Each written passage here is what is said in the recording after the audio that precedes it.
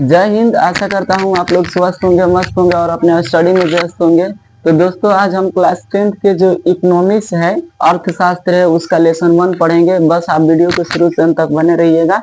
हम समझाने का प्रयास करते हैं, आप लोग समझने का प्रयास कीजिएगा। यकीन मानिए कि आप लोगों को पूरी चीजें समझ में आएंगी। बस आप वीडियो को शुरू से अंत तक बने रहिएगा। चलिए स्टार्ट करते हैं बिना किसी देरी के। चलिए आप लोग भी इधर देखते रहिएगा ध्यान से। सबसे पहले देख लेते हैं कि हम लोगों को पढ़ना है अर्थशास्त्र। क्या पढ़ना है? जिसको इंग्लिश में बाबू इकोनॉमिक्स बोला जाता है। क्या बोला जाता है? इकोनॉमिक्स। इकोनॉमिक्स का जो जनक होते हैं उनका नाम होता है एडम स्मिथ। क्या नाम होता है? Adam Smith. गूगल एक सर्च इंजन है, वहां पे जाके आप सर्च कीजिएगा तो पता चल जाएगा कि उसका नाम है जो एडम स्मिथ। ये किस देश के रहने वाला था? तो स्कॉटलैंड। किस देश के रहने वाला था? स्कॉटलैंड एक देश का नाम है, उसी देश का रहने वाला था जिसका नाम था एडम स्मिथ। ठीक है, यही इकोनॉमिक्स या अर्थशास्त्र का जनक है। ठीक है, हालांकि और भी अर्थशास्त्री हैं, लेकिन सबसे ज्यादा अगर किसी का नाम प्रसिद्ध है तो यही है। लेकिन सवाल यहाँ पे उठता है कि आखिर भारत का जनक कौन है? भारत के कोई होंगे ना इकोनॉमिक्स के बारे में सोचने वाले, लिखने वाले, पढ़ने वाले। तो भारत का जो जनक है, भारतीय इकोनॉमिक्स का जो जनक है, उनका नाम है चाणक्य। क्या नाम है? चाणक्य। इनके बारे में हम थोड़ा बहुत एक बार बताए थे, आप लोगों को ध्यान नहीं होगा, अगले बार बता देंगे। लेकिन इतना समझिए, चाणक्य, उनको कौटिल्य भी कहा जाता है। क्या कहा जाता है? कौटिल्य। ये मगध साम्राज्य के बहुत बड़का टीचर थे। ठीक है, इतना ध्यान रखिएगा। पहले बिहार का नाम मगध था। बिहार का नाम क्या था? मगध। वहीं की ये बहुत बड़का क्या थे? टीचर, शिक्षक थे। इतना ध्यान रखिएगा। उनका नाम चाणक्य भी कह सकते हो और कौटिल्य भी कह सकते हो। एक आदमी का नाम दुगो नहीं होता है, होता है ना। तो इतना आप लोगों को ध्यान रखना है कि विश्व स्तरीय पर पूछेगा कि इकोनॉमिक्स का जनक कौन है, तो आप लोगों को नाम लेना है एडम स्मिथ। और यही पूछ देगा कि भारतीय इकोनॉमिक्स का जनक कौन है, तो चाणक्य लिखा रहेगा चाहे कौटिल्य लिखा रहेगा, दोनों में से कोई एक लिखा रहेगा। ठीक है, तो इतना ध्यान रहेगा ना। चलिए अब ध्यान रखते हैं कि थोड़ा सा कि आखिर इकोनॉमिक्स जो होता है, आप लोगों का चैप्टर 1 का नाम है अर्थव्यवस्था का इतिहास और विकास। ठीक है, यही है। लेकिन हम लोगों को समझना है कि मेनली अर्थव्यवस्था किसे कहते हैं, अर्थव्यवस्था क्या होता है, इसके बारे में हम लोग समझते हैं। ठीक है, कि अर्थव्यवस्था किसे कहा जाता है। ये कई बार एग्जाम में पूछता है अर्थव्यवस्था क्या है, कि आप क्या समझते हैं, उदाहरण के साथ इसको समझाइए। चलिए, तो अर्थव्यवस्था हम लोग समझने से पहले आप लोगों से आप सवाल पूछेंगे कि आप लोग एक बात बताइए, आप लोग दैनिक जीवन में, हम लोग दैनिक जीवन में देखते हैं, ठीक है, ध्यान से देखना, दैनिक जीवन में देखते हैं कि किसान लोग जो होते हैं, जो फार्मर लोग होते हैं, वो कहीं ना कहीं खेत खलिहानों में काम करते हैं। करते हैं कि नहीं करते हैं? कहीं ना कहीं आप लोग देखिएगा कि किसान लोग खेत खलिहानों में काम करते हुए मिल जाते हैं। मिलते हैं कि नहीं मिलते हैं? चलिए आप देखना, मजदूर लोग जो होते हैं कल कारखानों या कहीं पे काम करते हुए मिल जाते हैं, आप लोगों को देखते हुए मिल जाते हैं। मिलते हैं कि नहीं मिलते हैं? और उसके बाद से शिक्षक जो लोग जो होते हैं कोचिंग, स्कूल, कॉलेज में मिलते हैं काम करते हुए। मिलते हैं कि नहीं मिलते हैं? ये रोज का ही है, रोज का दैनिक जीवन का है कि नहीं है? है ना। उसके बाद से जो वकील लोग होते हैं वो कोर्ट कचहरी में काम करते हैं। कहाँ काम करते हैं बाबू? कोर्ट कचहरी में। एक बार से फिर से इन सारी चीजों को मैं बताना चाहूंगा कि किसान लोग जो है खेत खलिहानों में काम करते हैं। ठीक है, मजदूर लोग कल कारखानों में काम करते हैं, बाहर कारखानों वगैरह में काम करता है। ठीक है, उसके बाद से शिक्षक स्कूल, कॉलेज, कोचिंगों में मेहनत करते हुए मिलते हैं आप लोगों को। ठीक है, और वकील जो होते हैं कोर्ट कचहरी में चक्कर लगाते हुए मिलते हैं ना। तो सवाल यहाँ पे उठता है कि आखिर ये अपने काम में बिजी क्यों रहते हैं? आप लोगों से हम सवाल पूछ रहे हैं कि आखिर ये अपने काम में बिजी क्यों रहते हैं। आप लोग इसका जवाब दे सकते हैं? आप लोगों के दिमाग में, आप लोगों के जहन में कहीं यह सवाल उठ रहा होगा कि सर ये अपने काम में बिजी इसलिए रहते हैं ताकि अपना घर चला सकें, अपना पेट भर सके, अच्छे कपड़े पहन सके, अच्छे घर में रह सके, अच्छे खाना खा सके, अच्छे इलाज करा सके। समझ में आ रहा है ना? तभी तो ये काम करते हुए मिलते हैं।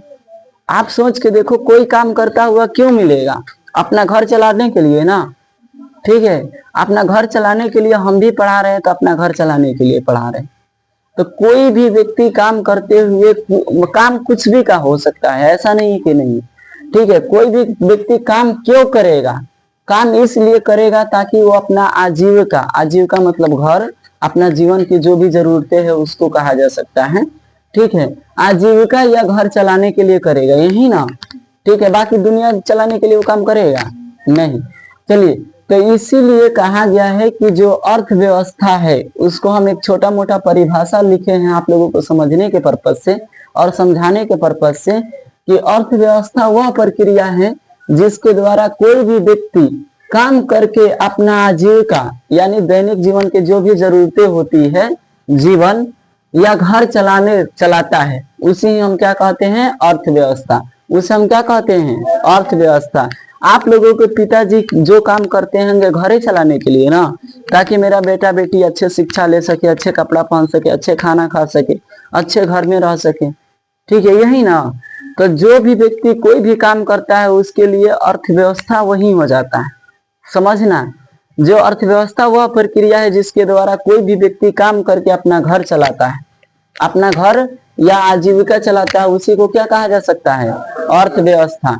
यदि आपके पिताजी खेत खलियानों में काम करते हैं, किसान है, तो आपके लिए अर्थव्यवस्था खेत खलियान हो जाएगा। क्या हो जाएगा? खेत खलियान। यदि आपके पिताजी मजदूर है, वर्कर है, लेबर है, तो उनके लिए अर्थव्यवस्था कल कारखाना हो जाएगा, कारखाने हो जाएंगे, फैक्ट्रियां हो जाएंगी, या कहीं पे काम करते हैं वो हो जाता है। ठीक है, यदि आपके पिताजी शिक्षक है, स्कूल कॉलेज या कोचिंग में पढ़ाते हैं, तो समझ लेना उनके लिए अर्थव्यवस्था स्कूल कॉलेज ही हो जाएगा, क्योंकि पैसा उनको वहीं से मिल रहा है, तभी जाके ना घर चल रहा है। समझ पा रहे हैं बातों को? जिस काम को करने से आपका घर चले, आपका पेट भरे, वही आपके लिए क्या हो जाता है? अर्थव्यवस्था। वही आपके लिए क्या हो जाता है? अर्थव्यवस्था। आशीष, खड़े हो जाओ तुम। बताना बाबू, तुम्हारे पिताजी क्या करते हैं? बताओ। किसान है, तो बताओ तुम्हारे लिए अर्थव्यवस्था खेती हो जाती है कि नहीं हो जाती है? क्योंकि खेती से जो फसलें उगाते हो, बेचते हो, या कुछ खाने के लिए रखते हो, इसी से ना तुम्हारा घर चलता है। समझ पा रहे हो ना? जिस काम को करने से तुम्हारा घर चले वही तुम्हारा क्या हो जाता है? अर्थव्यवस्था। समझ में आ रहा है ना? आप बैठ जाओ, आप खड़े हो जाओ। तो क्या नाम है? रंजन, आपके पिताजी क्या करते हैं? किसान ही है। चलो, तो आपके लिए भी वही हो जाता है। ठीक है, बैठो। मनोज, आप खड़े हो जाओ। आपके पिताजी क्या करते हैं? किसान है। चलो ठीक है, जिन माने बिहार में अधिकतर किसान ही लोग मिलेंगे ना, यही होता है। चलिए, तो आप लोग अर्थव्यवस्था समझ में आया कि नहीं आया? जिस काम को करने से आपका घर चले उसी को क्या कह सकते हैं? अर्थव्यवस्था। जिस काम को करने से आप लोगों का घर चले, आपको पेट भरता हो, खाना आता हो, पैसा आता हो, उसी को हम क्या कह सकते हैं? अर्थव्यवस्था। इतना ध्यान रखना, ये अर्थव्यवस्था जो है ना, भारत की अर्थव्यवस्था के बारे में पढ़ना है। जब हमारा देश गुलाम था, जब हमारा देश क्या था? गुलाम था, उस समय बाबू हमारा देश अंग्रेजों का गुलाम लगभग 200 साल रहा है। कितने सौ साल रहा है? अंग्रेजों ने 200 साल तक हमारे भारत देश का शोषण किया है। अब सोचो, भारत देश का शोषण किया है, तो बताओ भारत देश गरीब रहेगा कि अमीर रहेगा? गरीब रहेगा कि नहीं रहेगा? 200 सालों तक यहाँ के जितना सोना, धन दौलत, मसाला, वो सब इंग्लैंड ले गया, ढो के सब चिट्टा सब। तो बताओ उस समय क्या हमारा भारत अमीर था ना उस समय? अभी क्या हो गया है? थोड़ा बहुत गरीब हुआ है कि नहीं हुआ है? तो इन अंग्रेजों के चलते जो भारत का सोने का चिड़िया कहा जाता था, भारत में हर घर सोना मिलता था। जैसे धान गेहूं चावल मिलता है ना आजकल, वैसे हर घर सोना चांदी मिलता था पहले। 200 साल 300 साल पहले की बात कर रहे हैं, हर घर था। लेकिन चोट्टा इन अंग्रेजों ने ऐसा काम किया, इतना घटिया काम किया कि पूछो मत। पूरा भारत के सोने का चिड़िया को क्या करके लूट के कंगाल बना दिया ये सब। आज जब ये कंगाल बनाया तो भारत की अर्थव्यवस्था एकदम चौपट हो गई। चौपट समझते हो? एकदम नगण्य हो गई। बात समझ में आ रहा है ना? तो पूछेगा, बताओ बाबू, भारत जो था अंग्रेजों का कितने 100 सालों तक गुलाम रहा था? 200 सालों तक। कितने 100 सालों तक? पहले भारत को क्या कहा जाता था? क्या कहा जाता था बाबू? सोने का चिड़िया। यकीन मानो, ये सोने का चिड़िया जो भारत को कहा जाता था ना, तो ये हम लोगों ने नहीं कहा, किसी भारतीय ने नहीं कहा, किसी हिंदुस्तानी ने नहीं कहा इस बात को। स्वयं अंग्रेजों ने कहा इस बात को कि भारत क्या है, सोने का चिड़िया है। भारत क्या है, सोने का चिड़िया है। इतना इस बात को ध्यान में रखना कि ये बात हिंदुस्तानियों ने, भारतीयों ने नहीं कहा, बिहारियों ने, गुजरातियों ने, पंजाबियों ने नहीं कहा ये बात, स्वयं अंग्रेजों ने इस बात को कहा था कि भारत क्या है, सोने का चिड़िया है। इतना समझना, भारत में बहुत ज्यादा क्या है, सोना है, धन दौलत है। अगर वो सोना नहीं गया होता तो हो सकता था कि मेरा भारत आज बहुत ऊपर होता। ठीक है, तो इतना समझना कि भारत कितने 100 सालों तक गुलाम रहा बाबू, 200 सालों तक। कितने 100 सालों तक भारत का शोषण हुआ, 200 साल। किन चोटों ने शोषण किया था, अंग्रेजों ने। अब सोचो ना, दुनिया का सबसे महंगा हीरा कोहिनूर था, दुनिया का सबसे महंगा हीरा कोहिनूर, और वो भारत में ही था किसी राजा के पास। और वो राजा से छीन के ये चोट्टा सब लेके चला गया कहाँ, इंग्लैंड। और वहां पे अपने रानी की, जो वहां की प्रधानमंत्री हैं, रानी हुआ करती हैं, तो उनके मुकुट पर लगा दिया है सब। और मुकुट होता है ना जो पहना जाता है, ताज होता है, उसके मुकुट पे लगाया गया है। और जब भारत सरकार उसको मांगती है कि ये सोने की जो कोहिनूर हीरा है हमें वापस कर दो, तो कहता है कि ये हमारा शान है, मुकुट पे लगा है तो क्या है, शान। अब ये बताओ, तुम चोरी का चीज को तुम शान बनाओगे? अब किसी का तुम साइकिल चुरा लो, अब वो मांगने जाए तो कह दो साइकिल हमारा शान, हम नहीं देंगे। भाई कमा के तू खरीद ले, तब ना तेरा मानेंगे हम। तब ये कह रहे कि सोने का जो कोहिनूर हीरा है वो हमारा क्या है, शान। जिस दिन बिहारी प्रधानमंत्री बन गया, उस दिन रानी के संगे कोहिनूर हीरा के टांग लिया जाएगा। समझ में आ रहा है, कोहिनूर हीरा के संगे रानियों के टांग लिया जाएगा। समझ में नहीं आ रहा है इन लोगों को। अभी प्यार से मोदी चाचा है, प्यार से मांग रहे हैं कि दे दो भाई हमारा कोहिनूर हीरा। लेकिन इतना कोहिनूर हीरा की इतना खासियत है बाबू कि वो किसी पुरुष के पास नहीं रह सकता है।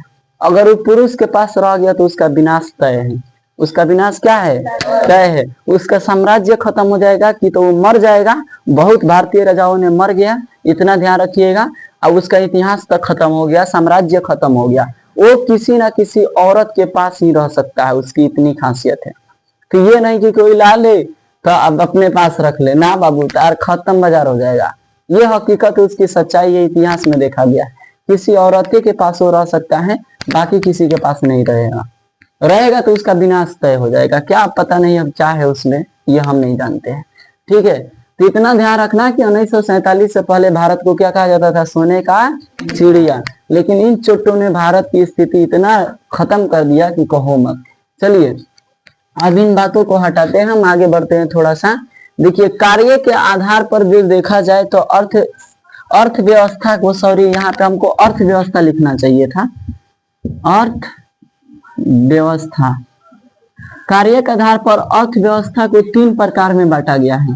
कितने प्रकार में बांटा गया है, 3। कितने प्रकार में बांटा गया है, 3। पहला देखना, ध्यान से समझना, हम इंग्लिश नाम नहीं लिखे हैं ताकि स्पेस की कमी है हमारे पास, थोड़ा सा ध्यान से देखना। कार्य के आधार पर कि इसमें कौन कौन से कार्य हो सकते हैं, इसके आधार पर अर्थव्यवस्था को कितने भागों में बांटा गया है, 3। आप लोगों से पूछेगा अर्थव्यवस्था के कितने भाग होते हैं, 3। आंख मूंद के 3 पर लगाना है, इतना ध्यान रखना। आंख मूंद के नहीं, मतलब आंख खोल के। ठीक है, चलो पहल का जो बोला जाता है प्राथमिक क्षेत्र या कृषि क्षेत्र बोला जा सकता है उसको। प्राथमिक क्षेत्र या कृषि क्षेत्र, प्राइमरी सेकेंडर या क्या एग्रीकल्चर सेक्टर बोला जा सकता है, सेक्टर बोला जा सकता है। यानी समझना, प्राथमिक क्षेत्र या कृषि क्षेत्र बोला जा सकता है पहला अर्थव्यवस्था के प्रकार को। चलो इसमें क्या क्या होता है, कृषि। कृषि लोग जो करते हैं, कृषि मतलब होता है खेती, एग्रीकल्चर मतलब क्या होता है, खेती। खेती जो लोग करते हैं वो प्राथमिक क्षेत्र के अंतर्गत आते हैं। किस क्षेत्र के अंतर्गत आते हैं, प्राथमिक क्षेत्र या प्राइमरी सेक्टर के अंतर्गत आते हैं। चलिए दूसरा में होता है बाबू पशुपालन। पशुपालन समझता है, जैसे गाय भैंस बकरी वगैरह पाल लेना, ये भी कृषि क्षेत्र या प्राथमिक क्षेत्र के अंतर्गत आता है, इतना ध्यान में रखना है। चलिए तीसरा में होता है बाबू मछली पालन या मत्स्य पालन। मछली देखना आजकल बिहार में बहुत पाले जाते हैं। ठीक है, मछली क्या होता है, पोखरा बनवा दो और उसमें दाना वाना डालते रहो, तो बहुत जगह पर होता है। पहले बरमैया टोला में होता था, वहां पे एक बड़का वृक्ष था बरगद में, होता है रे अब, वो लोग जानता होगा, भरवा दिया हो गया होगा, खेती होते होता नहीं होता है, पहले होता था और है अभी। चलो, तो मछली पालन भी किस में आ जाएगा, प्राथमिक क्षेत्र या कृषि क्षेत्र। इतना ध्यान रखना, ये जो जो काम करते होंगे वो प्राथमिक क्षेत्र या कृषि क्षेत्र के अंतर्गत आ जाता है। प्राथमिक क्षेत्र को इंग्लिश में प्राइमरी सेक्टर बोला जाता है। कृषि क्षेत्र को बोला जाता है एग्रीकल्चर सेक्टर। क्या बोला जाता है, एग्रीकल्चर सेक्टर। अब दूसरा जो प्रकार होता है उसको पूछ लेते हैं, समझ लेते हैं, जान लेते हैं। बताओ पहला प्रकार में किसी को कोई दिक्कत है? हम पूछेंगे, क्लास खत्म होने के बाद से हम सबसे किसी से पूछेंगे। बताओ पहला में किसी कोई दिक्कत है? नहीं। यहाँ तक किसी कोई दिक्कत है? नहीं। चलिए अब दूसरा में हम पूछ लेते हैं, देख लेते हैं। द्वितीयक क्षेत्र कहा जाता है पहिल का द्वितीयक क्षेत्र या औद्योगिक क्षेत्र। औद्योगिक क्षेत्र का मतलब होता है कल कारखाना, फैक्ट्री वगैरह, ठीक है। इसको देख लेते हैं, इसमें कौन कौन से काम आ जाते हैं। खनिज, खनिज समझता है, जैसे कोयला निकालना, झारखंड से निकलता है, उड़ीसा से निकलता है, ठीक है। तो कोयला वगैरह निकालो, ये खनिज ही है एक प्रकार का, ठीक है। तो कोयला निकाल के तुम बेचो, कोयला से बिजली भी बनती है, उसको जलाया जाता है। ट्रेनें भी पहले चलती थी, आप लोगों को मालूम हो, गद्दार फिल्म कोई देखा हो तो उसमें बेलचा से उठा कर इसे डालता था तो उसमें भाप निकलता था तो भागता था ट्रेन। तो खनिज भी हो जाता है, ठीक है। खनिज मतलब कोयला का जो काम करता है वो द्वितीयक क्षेत्र में आ जाएगा। किस में आ जाएगा? द्वितीयक क्षेत्र में। कोयला का जो व्यापारी होगा, खनिज का जो व्यापार करता होगा, वो किस क्षेत्र में आ जाएगा? द्वितीयक क्षेत्र में। अब देख लेते हैं गैस। गैस बनती है, ठीक है। एलपीजी गैस होता है जो घर में खाना बनता है, लिक्विड पेट्रोलियम गैस, वो भी किस क्षेत्र में आ जाएगा बाबू? द्वितीयक क्षेत्र में। किस क्षेत्र में आ जाएगा? द्वितीयक क्षेत्र में। जो व्यक्ति गैस बनाते हैं, गैस का टैंक भरते हैं, वो किस क्षेत्र के काम करते हैं बाबू? द्वितीयक क्षेत्र। अब देखते हैं तीसरा में आ जाता है बिजली। बिजली का उत्पादन होता है पानी से, हवा से, और क्या क्या चीज से होता है? कोयला से। भारत में तो अभी सबसे ज्यादा कोयला से ही होता है, लेकिन पानी से भी होता है बिजली का उत्पादन, और हवा से भी होता है। हम आप लोगों को बताए थे, हवा से टरबाइन का पंखा लगा, भले क्या बोलते हो, पवन चक्की नहीं लगा होता है। बड़े बड़े फिल्मों में देखना, हीरोवा हीरोइन उसी के लगे जाके नाचता है, सीन करता है, और धीरे धीरे चलते रहता है, ठीक है। तो उससे बिजली बनता है। अब पानी से क्या होता है? गिरता है तो उसमें टरबाइन का पंखा लगा के वो बिजली उत्पादन किया जाता है, डैम वगैरह बना के, बताए थे एक बार आप लोगों को। तो जो बिजली बनाता है, बिजली का उत्पादन करता है, तभी ना हमारे देश में आता है बिजली। वो किस सेक्टर में आ जाएगा बाबू? द्वितीयक क्षेत्र। किस क्षेत्र में आएगा? द्वितीयक क्षेत्र। या इसको हम औद्योगिक क्षेत्र कह सकते हैं। कौन सा क्षेत्र कह सकते हैं? औद्योगिक क्षेत्र। औद्योगिक क्षेत्र इसलिए कह सकते हैं क्योंकि गैस बनता है, कोयला बनता है, बिजली बनता है, ये सब बनता है कारखाना में बनता है, और कारखाना का उद्योग कहा जाता है। क्या कहा जाता है? उद्योग। इसीलिए इसको औद्योगिक क्षेत्र कहा जा सकता है। चलिए तीसरा देख लेते हैं, जिसका नाम होता है तृतीयक क्षेत्र, जिसको सेवा क्षेत्र के नाम से जानते हैं, सर्विस सेक्टर बोला जाता है। सेवा क्षेत्र या सर्विस सेक्टर। चलिए सेवा क्षेत्र में कौन कौन से कार्यों को संपादित किया जाता है, इसको थोड़ा सा देख लेते हैं। इसमें बैंकिंग के जो काम होते हैं, आप सरकारी बैंक में जाते हो तो आप पैसा निकाल लेते हो, क्या आपसे वो पैसा मांगता है? नहीं। तो एक प्रकार से आपका सेवा किया कि नहीं किया? किया ना। तो वो बाबू इसको सेवा क्षेत्र के अंतर्गत आ जाता है। सरकारी में पैसा मांगता है? नहीं मांगता, वो सेवा करता है आपके। समझ में आ रहा है ना? तो इसीलिए इसको सेवा क्षेत्र के अंतर्गत रखा जा सकता है। चलिए अब देख लेते हैं बीमा। जीवन बीमा का नाम नहीं सुना है? LIC। मरने के बाद 20 लाख रुपया मिलेगा। मरने के बाद कितना लाख? 20 लाख, ठीक है। LIC बीमा जो करवा लेता है ना, देखना जो बूढ़ पुरानिया लोग होता है तो उसका बीमा करवा देता है। बीमा करवा देता है, कहता है कि मरने के बाद पैसा मिलेगा, सही में मिलता है, ठीक है। LIC में जॉब भी करता है बहुत लोग। तो अपना तू लोग करवा लो अपना जीवन बीमा। तू लोग अभी नहीं करवाएगा रे गधा सब। जो लोग बूढ़ पुरानिया होते हैं उनका करवा देना LIC बीमा, ठीक है।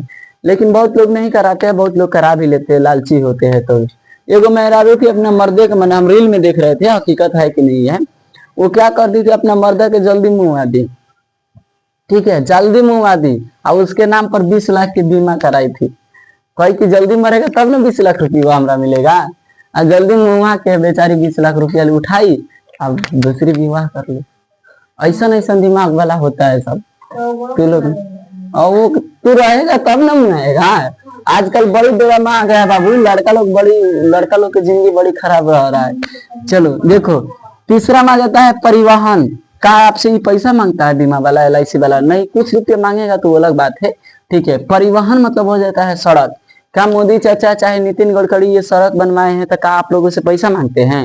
नहीं, ये एक प्रकार से सेवा दी जा रही है कि नहीं दी जा रही है? आप लोगों को दी जा रही है ना। हम लोगों को सेवा दी जा रही है कि नहीं दी जा रही है? लेकिन ये हम ही लोगों को टैक्स से पैसा से बनता है। ऐसा नहीं कि मोदी चाचा जाके कुदारी चलाते हैं, आज का रोड बनवाते हैं। हम लोग टैक्स देते हैं, आप लोग टैक्स देते हैं। कलम खरीदते हैं, उस पर टैक्स देते हैं। ये कलम फैक्ट्री में जानते हो, जो कलम आप लोग 5 रुपये में खरीदता है वो फैक्ट्री में 2 रुपये में बनता है और उसको 3 रुपये में बेचा जाता है, जिसमें से 2 रुपया टैक्स से लग जाता है। इतना समझ लेना। कॉपी किताब कपड़ा चप्पल जूता फेयर लवली पर तो और ही ज्यादा टैक्स है, इतना समझ लेना। आज सब टैक्स के पैसा से घड़ी कुछ भी खरीदो उसमें टैक्स रहता ही रहता है, ठीक है। इतना ध्यान रखना है। वो टैक्स से पैसा से हमारा क्या बनता है? सड़कें बनता है। अब सड़कें बनता है, उस सड़क को परिवहन कहा जा सकता है, ठीक है। तो क्या ये हमारे सेवा के लिए बनता है कि नहीं बनता है? बनता है ना। चलिए, हम लोग जो दाढ़ी बनवाता है लड़का सब, दाढ़ी वगैरह केस उस कटवाता है तो उसमें लगा पोंतता है, देखना, ठीक है। पोंतता है उसमें और ही ज्यादा टैक्स रहता है, ठीक है। इतना ध्यान रखना। तो टैक्स हम लोग हर चीज पर देते हैं। ये मत समझना कि मोदी चाचा अपना घरे से दे रहे हैं, ठीक है। घरे से नहीं दे रहे हैं, उल्टे में उसका सैलरिया हम ही के पैसा से जा रहा है। समझ में आ रहा है ना बातें? उस कमाने जाता है कहीं नहीं, वो घूम रहा है रोज, एक दिन घूमता है तो 20 करोड़ 10 करोड़ का खर्चा होता है उसका। मोदी चाचा का बात कर रहे हैं। सिक्योरिटी में उसका एक दिन का 10 करोड़ 5 करोड़ का खर्चा हो जाता है। सिक्योरिटी रीजन कहीं रैली करने निकल जाए तो। अब पैसा कहाँ से आता है? जनता के फंडिंग से होता है, टैक्स के पैसा से होता है, ठीक है। चलो अब बताओ संचार। संचार मतलब होता है टावर वगैरह, नेटवर्क, टीवी वगैरह चल रहा है। तो आप बताओ, जियो का नेटवर्क चल रहा है? चल रहा है। तो ये संचार आप लोगों से सेवा दिया जा रहा है कि नहीं दिया जा रहा है? एयरटेल का नेटवर्क चल रहा है बढ़िया से, तो आप लोगों को सेवा दिया जा रहा है कि नहीं दिया जा रहा है? तो कार्य के आधार पर बाबू आप लोगों को अर्थव्यवस्था को कितने भागों में बांटा गया है? 3। कितने भागों में बांटा गया है? 3 भागों में बांटा गया है। एक होता है प्राथमिक क्षेत्र, दूसरा होता है द्वितीयक क्षेत्र, तीसरा होता है तृतीयक क्षेत्र। प्राथमिक क्षेत्र को कृषि क्षेत्र के नाम से जानते हैं, द्वितीयक क्षेत्र को औद्योगिक क्षेत्र के नाम से जानते हैं, तृतीयक क्षेत्र को सेवा क्षेत्र के नाम से जानते हैं। तृतीयक क्षेत्र में कौन कौन से कार्य को होता है उसको देख लेना होता है, और द्वितीय क्षेत्र में कौन कौन से कार्य होते हैं उसको देख लेना होता है, क्योंकि यही पूछता है ऑब्जेक्टिव में। प्राथमिक क्षेत्र में कौन कौन से कार्य होता है इसको देख लेना है। अब देख लेते हैं थोड़ा सा, जब हमारा देश 1901 की बात करें और 1947 की बात करें तो सबसे ज्यादा राष्ट्रीय आय यानी सबसे ज्यादा कमाई होता था प्राथमिक क्षेत्र से। कौन क्षेत्र से कमाई होता था? पूरे राष्ट्रीय आय में लगभग 63% योगदान देता था प्राथमिक क्षेत्र। यानी उस टाइम पर सबसे ज्यादा हेल्प कौन करता था? कृषि। कौन हेल्प करता था? कृषि। ये 1901 से लेकर 1947 तक कृषि नंबर 1 पर रहा है, एकदम नंबर 1 पर रहा है कृषि। लेकिन 1947 से अभी की बात करें तो सबसे घटिया नंबर पर चला गया है। कौन? कृषि। जो सबसे ज्यादा पैसा कमा के देता था देश को, वो सबसे नीचे चला गया है आज की बात करें तो। देखो ना, 1901 में 63%, यानी समझ जाओ 100 करोड़ कमी नहीं हुआ तो 63 करोड़ अकेले देता था। कौन? कृषि। सोच के देखो, अगर सोच के देखो 100 करोड़ कमी नहीं हुआ राष्ट्रीय आय में देश को, तो उसमें से 58 करोड़ कौन देता था? कृषि। बाकी हई दुगो देता था मिलके छोटा सा। लेकिन अब ये आलम हो गया है कि लोग कृषि को क्या कर गए हैं? भूल गए हैं। अब कृषि का 20%, 16% और 19% योगदान रह गया है। सोच के देखिए लोग, अब किसी से पूछोगे क्या बनोगे? डॉक्टर। क्या बनोगे? इंजीनियर। क्या बनोगे? आर्मी। क्या बनोगे? कलेक्टर। क्या बनोगे? IPS, SDM। कौन नहीं कहता है कि हम किसान बने? कौन कहता है? किसी के मुंह से नहीं। हम खुद अपने दूध के धोल थोड़ी हम, लेकिन हम खेती करते हैं, ऐसा नहीं है कि नहीं करते हैं, ठीक है। इतना बात को ध्यान में रखिएगा। तो चलिए, ये सारी बातें आप लोगों को समझ में आई कि नहीं आई? आई ना? कुछ डाउट रह गए होंगे तो इसके लिए हम माफी चाहते हैं। उम्मीद करता हूं कि इस वीडियो के माध्यम से आप लोगों को बहुत सारी जानकारियां मिली होंगी। तो प्लीज इस चैनल को सब्सक्राइब कीजिए और ज्यादा से ज्यादा लाइक कीजिए और अपने दोस्तों में शेयर कर दीजिए ताकि और भी लोग इसका लाभ उठा सकें। मिलते हैं अगले वीडियो में, तब तक के लिए जय हिंद, जय बिहार।